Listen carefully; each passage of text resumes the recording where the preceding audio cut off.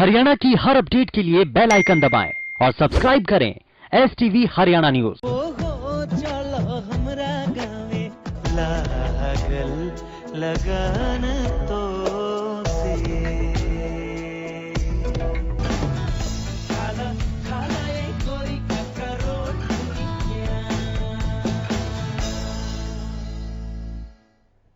नमस्कार, आप देख रहे हैं हमारी खास पेशकश और मैं हूं आपके साथ शुभेंदु सिंह। और हम सुरों के महफिल में हर रोज आपके सामने एक खास मेहमान आपके सामने लेकर आते हैं और आपके पसंदीदा कलाकारों को आपसे मिलवाने की हमारी एक कोशिश है, अनूठी पहल है हरियाणा न्यूज के जरिए। और आज हम भोजपुरी सिंगर प्रभाकर पांडे हमारे साथ कार्यक्रम में जुड़ चुके हैं। सीधे हम आपको उनसे मिलवाते हैं। बहुत स्वागत है आपका प्रभाकर पांडे कार्यक्रम में, सुरों की महफिल में। जरा सबसे पहले, क्योंकि लॉकडाउन का काफी लंबा फेज हो चुका है, बहुत सारे जो दर्शक हैं, आपके फैंस हैं, वो आपसे अभी तक रूबरू नहीं हो पाए हैं, लेकिन जरा गानों की इसी महफिल को आगे बढ़ाते हैं और बिना देर किए जरा आप सुरों का समा इस कार्यक्रम के जरिए बांधिए, अपने दर्शकों तक अपनी आवाज को पहुंचाइए। जी बिल्कुल।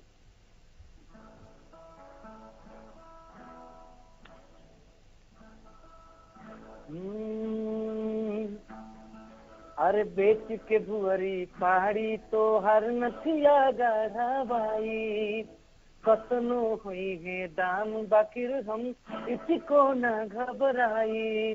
अरे आधे कट्ठा खेत बहिसा, आधे कट्ठा खेत बहिसा, करब तोहरे नामे गुलाबो हो चल हमरा गावे, गुलाबो हो चल हमरा गावे। तोहरे खातिर करब मजूरी किनब बरातो साड़ी, दारू पर बा लागल पाबंदी पियब अब हम साड़ी। तोहरे खातिर करब मजूरी किनब बरातो साड़ी, दारू पर बा लागल पाबंदी पियब अब हम साड़ी। चौमिन बनाइब कड़ाही में खियाइब अपना हाथे, गुलाबो हो चल हमरा साथे, गुलाबो हो चल हमरा गावे। छोड़ के तोहरा जाइब ना हम दिल्ली कबो कमाए, गाँवे में दुनु जना रहे के छप्पर नया छवाए। बिरहा चैती कजरी फगुआ तोहरा के सुनाई, गुलाबो हो चल हमरा गावे, ए गुलाबो हो चल हमरा गावे, गुलाबो हो चल हमरा गावे। बहुत सुंदर प्रभाकर, बहुत सुंदर आपकी आवाज़ है, बहुत प्यारी आवाज़ है। और अब मैं ज़रा ये भी समझना चाह रहा हूँ, बहुत सारे दर्शक ये भी समझना चाहते हैं, फैंस भी आपको जानना चाहते हैं और बेहतर तरीके से। ये कहा जाता है कि शुरुआत में आपको गाने का बहुत ज़्यादा शौक था, आप अपने पिताजी को देखा करते थे और उनको जब गाते हुए आप उनको सुनते थे, आप उनको देखते थे, तो ये वहाँ से मोटिवेशन आपके भीतर, आपके मन में जागी और आप भी आगे इसी रास्ते को इख्तियार करते हुए नजर। जरा कुछ बताइए इस बारे में भी। जी बिल्कुल। असल मेरी जो फैमिली है वो म्यूजिकल फैमिली है। शुरू से ही मेरे घर में काफी बढ़िया संगीत का माहौल रहा। मेरे घर में मेरे पिताजी गाते थे और ढोलक भी, तबला भी बजाते थे। मेरे बड़े भाई तबला बजाते हैं, 2011 में तबला चैंपियन भी रह चुके हैं बिहार के। तो ऐसा है कुछ। तो पिताजी को मैं शुरू से ही देखता था कि पिताजी हमेशा गाँव में जो रामायण होता है तो वहाँ पे पिताजी जाया करते थे। और एक मेरे चाचा जी हैं, वो हमको अपने कंधे पे बिठाकर ले जाया करते थे, वहाँ पे हम देखते थे वहाँ पे। और फिर बहुत सारे लोग जो होते हैं गांव में गाने बजाने वाले, वो बोलते थे कि पांडे जी अपने बेटे को भी गवाइए। हम जब गाते थे तो कोई 2 रुपया, 10 पैसा, 20 पैसा उस टाइम में मिलता था गाने के लिए। तो वो एक तरह से मतलब मुझे ऐसा लगा कि नहीं मुझे गाना चाहिए। जब पैसे मिलते थे तो मुझे बहुत अच्छा लगता था क्योंकि बचपन में चॉकलेट खरीदो, ये खरीदो, वो कर लो, इतने पैसे थे तो मजा आता था शुरू से ही गाने में। फिर इस तरह मेरे पिताजी ने म्यूजिक में इंटरेस्टेड देखा शुरू से, तो फिर घर पे ही मेरे गुरुजी को रखा मेरे सीखने के लिए। वहाँ से मेरे संगीत की शुरुआत हुई। तो ऐसा कोई गाना जो आपके पिताजी बहुत ज्यादा गुनगुनाया करते थे, आप बहुत ज्यादा अक्सर सुना करते थे जब उनके साथ हुआ करते थे, तो कोई ऐसा कोई गाना जो आपके पिताजी गाते थे वो आप अगर गुनगुनाए, आप सुनाएं? जी बिल्कुल। अभी हम इस गाने को इस होली में रिकॉर्ड भी करने वाले हैं। ये हमारे भोजपुरी का बहुत ही, ये ऐसा फोक है कि आपने कहीं सुना ही नहीं होगा। मतलब भोजपुरी में बिल्कुल ही क्लासिकल फोक है ये। ऐसे तो ये होली है, लेकिन इसका कंपोजिशन इतना मधुर है, इतना मधुर है कि गाने में भी बहुत मजा आता है इसको।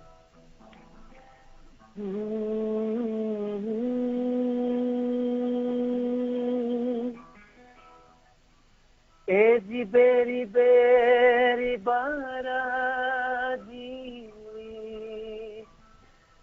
बरजियो न माने भारी भारी मारे पिचकारी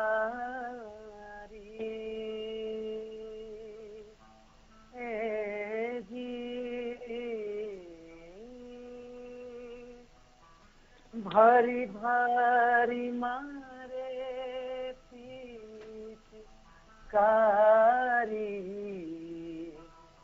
लला हो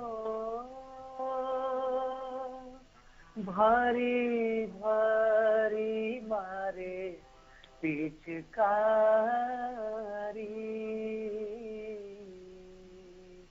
जो एक बूंदा चुनर पर गिरी है देवो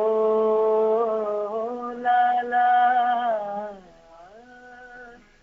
लाला देवो हजाराना गाली चुनर जब बिगड़ी हमारी कान्हा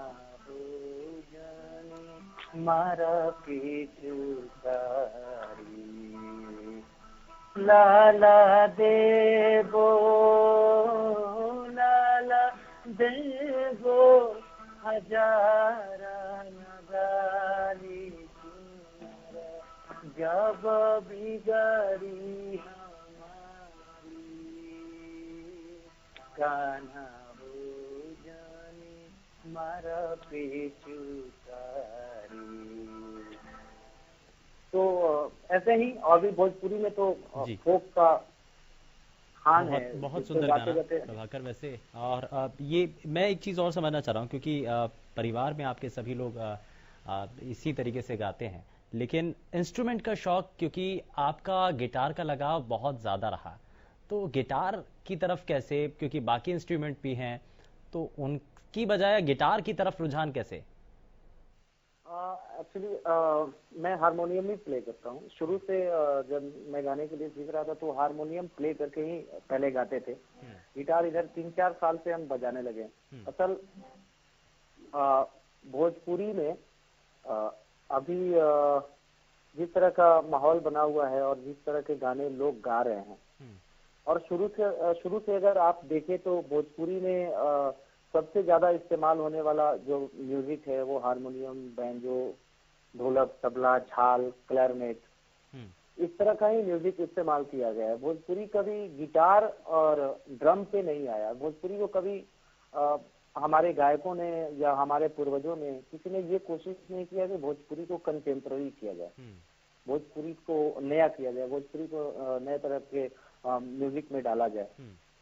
तो एक डायरेक्टर है नितिन चंद्रा जी, तो उन्होंने मुझे ये बताया कि प्रभाकर सभी लोग गाते हैं हारमोनियम पे, तुम भोजपुरी को गिटार पे लेके आओ, तब तुम्हारी एक अलग पहचान भी बनेगी। एक्सपेरिमेंट है जो आपने एक तरीके से अगर माने कि आपने जो एक्सपेरिमेंट किया, तो अभी तक आपने अनुभव क्या किया लोग इस एक्सपेरिमेंट को, क्योंकि गाने जब आप गाते हैं लोग उस पर तालियां बजाते हैं, बहुत ज्यादा पसंद करते हैं, तो यानी एक्सपेरिमेंट जो है लोगों के भीतर अब घर कर रहा है। बिल्कुल।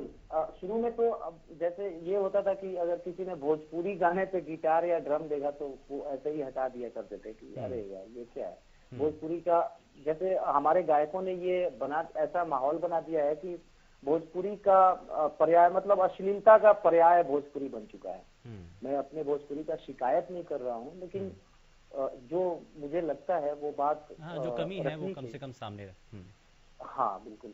हम्म, तो ये हुआ कि भोजपुरी में जो जैसे अभी जिस तरह के गाने बन रहे हैं वहाँ पे पुराने म्यूजिक ही इस्तेमाल होते हैं, जैसे ढोलक, तबला, बैंजो, क्लैरनेट। किसी ने ये प्रयास ही नहीं किया कि मतलब भोजपुरी को इस तरह से किया जा सकता है, या भोजपुरी में अच्छे लिरिक्स भी गाए जा सकते हैं, हम्म, भोजपुरी में साहित्य बन सकता है, हम्म। भोजपुरी में अच्छी फिल्में बन सकती हैं। मैं ये भी समझना चाह रहा हूँ और फैंस भी ये समझना चाह रहे हैं प्रभाकर कि प्रभाकर को पहला ब्रेक कैसे, क्योंकि हर एक ब्रेक के पीछे एक स्टोरी होती है, तो वो स्टोरी क्या है, और आपको जब ब्रेक मिला तो जो गाना था उसका सक्सेस, लोगों के बीच में पहुंचना, और वो गाना वो जरा आप गुनगुनाइए, अगर आप बताएं, अपने दर्शकों तक सुनाएं। बिल्कुल बिल्कुल। पहला ब्रेक मुझे नितिन सर ने दिया था।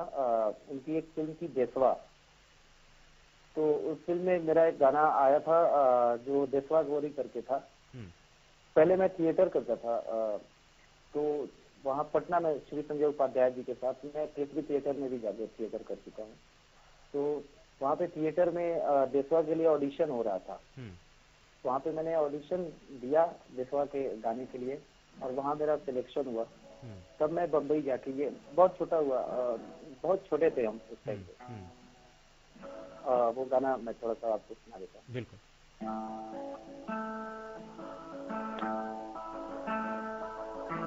अमावा के पेड़वा पे मुजर लगल, चल चल भैया चल देसवा के हो रे। अमावा के पेड़वा पे मुजर लगल, चल चल भैया चल देसवा के हो रे। अमावा के पेड़वा पे बैठल कागा,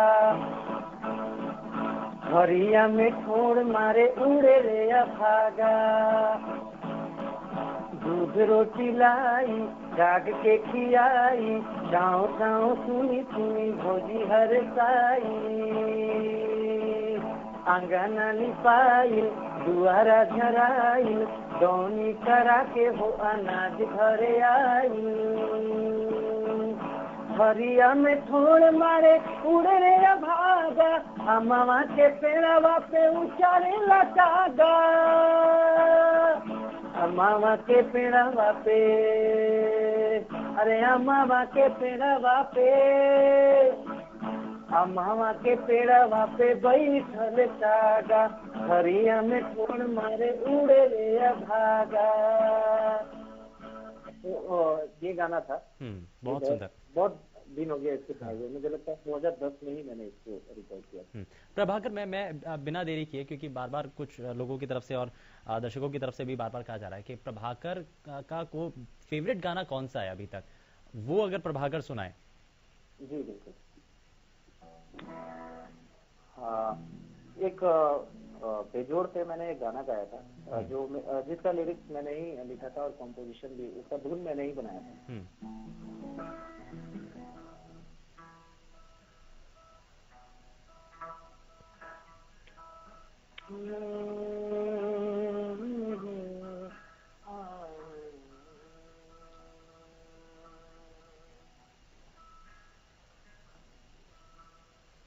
लागल लगान तो लागल लगान तो लागल लगान तो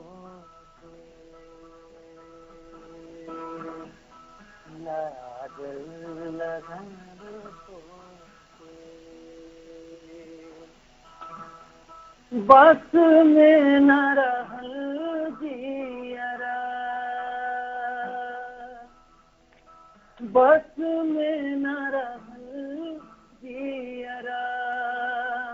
हाँ जा किया मुझसे, लागल लगान तो माना या ना माना कि मर्जी तोहार बा, तो हरे ही खातिर दुनिया हमार बा। दिन में तू रतिया में तू, हमरा सब बतिया में तू। हाय मिल जा पिया मुझसे, लागल लगन तो से, लागल लगन तो से, लागल लगन तो से।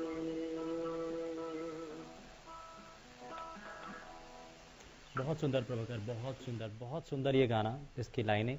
लेकिन मैं ये भी समझना चाह रहा हूँ प्रभाकर के बिहार, उसके बाद महाराष्ट्र, फिर उसके बाद दिल्ली, ये सफ़र बहुत लंबा रहा है। तो दिल्ली में आकर अब लगता है कि दिल्ली के ही हो जाना चाहिए। नहीं, असल मुझे अपने गांव से बहुत लगाव है, बहुत ज्यादा। मैं शुरू में पटना में रह के क्लासिकल सीखा, फिर अभी बनारस में क्लासिकल म्यूजिक सीख रहा हूँ पद्मश्री डॉक्टर राजेश्वर आचार्य जी से। मुंबई में रह के थोड़ा बहुत वेस्टर्न म्यूजिक पे काम किए, वहाँ पे बहुत सारे एल्बम में काम किए। लेकिन शुरू से ही मेरी जो लगाव है वो मेरे गाँव से ही है, इसलिए मैंने अपने गांव में ही अपना स्टूडियो बनाया है, और मेरा फ्यूचर भी मेरे गांव में ही है। असल मुझे पलायन से बहुत प्रॉब्लम है शुरू से ही, मुझे पलायन पसंद नहीं है। जब पापा शुरू में घर से बाहर जाया करते थे तो मुझे बिल्कुल भी अच्छा नहीं लगता था कि पापा घर से बाहर जाते हैं। मुझे यही लगता है कि सबको अपना रोजगार खड़ा करना चाहिए, सबको अपना काम खड़ा करना चाहिए। जिस तरह से आज बिहार में मजदूरों की हालात हो रखी है, वो इसी का देन है। शुरू से किसी ने अपने घर पे या अपने काम को बढ़ावा नहीं दिया, अपने भाषा को बढ़ावा नहीं दिया, अपने मिट्टी को बढ़ावा नहीं दिया, अपने राज्य को, अपने गांव को बढ़ावा नहीं दिया। जितने लोग अच्छे होते थे, जैसे हमारे बिहार में जो करीम लोग होते हैं वो बाहर जाके काम करते हैं।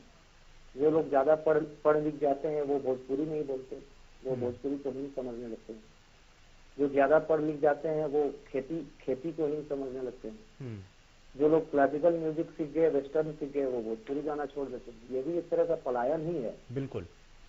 तो ये पलायन जब तक खत्म नहीं होगा अपने भाषा से, अपने देश से, अपने जगह से, तब तक किसी चीज का विस्तार और ये बड़ा नहीं हो सकता है। ये जब लोगों को आप ये बताते हैं तो लोग इस बात को समझते हैं, क्योंकि आपने एक चीज और भी यहाँ पर कही कि जो फुहड़ता है उसको बहुत हद तक कम करना चाहिए। उसमें फुहड़ता नहीं होनी चाहिए, उसमें संस्कृति होनी चाहिए, उसमें सभ्यता होनी चाहिए। यही प्रॉब्लम हुआ ना कि जो लोग ज्यादा, जैसे जो लोग बड़े राइटर हो जाएंगे, मैं किसी का नाम नहीं लेना चाहूंगा, बिहार में बहुत सारे लोग बड़े एक्टर, बड़े डायरेक्टर हैं, बड़े प्रोड्यूसर्स हैं। वो लोग अपने भाषा में नहीं काम करेंगे, जाके हिंदी में काम करेंगे, इंग्लिश में काम करेंगे, दूसरे भाषाओं में काम करेंगे। तो ये भी एक तरह का पलायन ही है। और जिस तरह से जैसे मेरे पिताजी IAS हो गए, जैसे मेरे पिताजी या मेरे बड़े भाई किसी कोई बड़े इंजीनियर हो गए, तो अब अपने गांव में काम नहीं करेंगे अपने गांव के लिए। ठीक है, आप बाहर में जाके काम कीजिए, पैसे कमाइए, सब जरूरी है, लेकिन अपने घर, अपने परिवार और अपने देश, अपने मिट्टी, अपनी भाषा के लिए भी काम कीजिए। ये बहुत ज्यादा जरूरी है। ठीक है, मैं जरा जल्दी से प्रभाकर, मैं एक चीज और भी समझना चाह रहा हूँ। दिल्ली में आप पहुंचे, संवाद कार्यक्रम था, संवाद कार्यक्रम में तालियों की गड़गड़ाहट बहुत ज्यादा थी। तो क्या ऐसा सुनाया, क्या ऐसा जादू किया जो लोग जो है मंत्रमुग्ध हो गए? जरा सुनाइए यहाँ पर भी। वहाँ पे तो मैंने भोजपुरी असल मेरी जो गायकी है वो भोजपुरी फोक ही है। क्लासिकल सीखता हूँ, गिटार भी बजा रहा हूँ, लेकिन मेरा फोकस भोजपुरी फोक पे ही है। लेकिन वहाँ पे कुछ सूफी गाने का प्रयास किया था मैंने, वो मैं आपको सुना देता हूँ।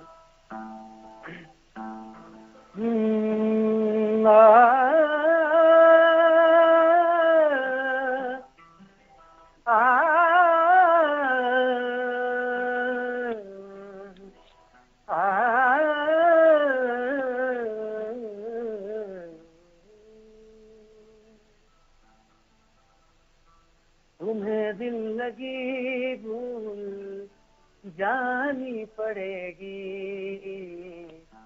तुम्हें दिल लगी भूल जानी पड़ेगी, मोहब्बत की राहों में आकर तू देखो, मोहब्बत की राहों में आकर तू देखो, तुम्हें प्यार से प्यार होने लगेगा, तुम्हें प्यार से प्यार होने लगेगा, जरा मेरी बाहों में आकर तू देखो, तुम्हारे ख्यालों की दुनिया यही है, तुम्हारे ख्यालों की दुनिया यही है, जरा मेरी बाहों में आकर तू देखो, तड़पने पे मेरे ना फिर तुम हंसोगे, तड़पने पे मेरे ना फिर तुम हंसोगे, कभी दिल किसी से लगा कर तो देखो। वाह, बहुत सुंदर प्रभाकर, बहुत सुंदर। और बहुत शुक्रिया आपका, आप हमारे साथ कार्यक्रम में जुड़े, आपने बहुत सुरीली आवाज़ में अपनी बातों को, अपने गानों को दर्शकों तक पहुंचाया, अपने फैंस तक पहुंचाया। बहुत समय से इंतजार भी कर रहे थे कि प्रभाकर से मुलाकात हो, और इसलिए हमारी कोशिश भी यही थी कि हम आपके जो फैंस हैं, आपकी मुलाकात उनसे सीधे सीधे करवा सकें। खैर, बहुत शुक्रिया, आपने अपना समय दिया। लेकिन हम भी जाने से पहले आपको बताएं कि आप इसी तरीके से सुरों की महफिल में हम लगातार हर रोज एक नए कलाकार को, आपके जो फेवरेट कलाकार हैं, उनसे आपको मिलवाते हैं। और सुरों की महफिल में आज के लिए बस इतना ही। नमस्कार। वो हो चलो हमरा गावे लागल लगान तो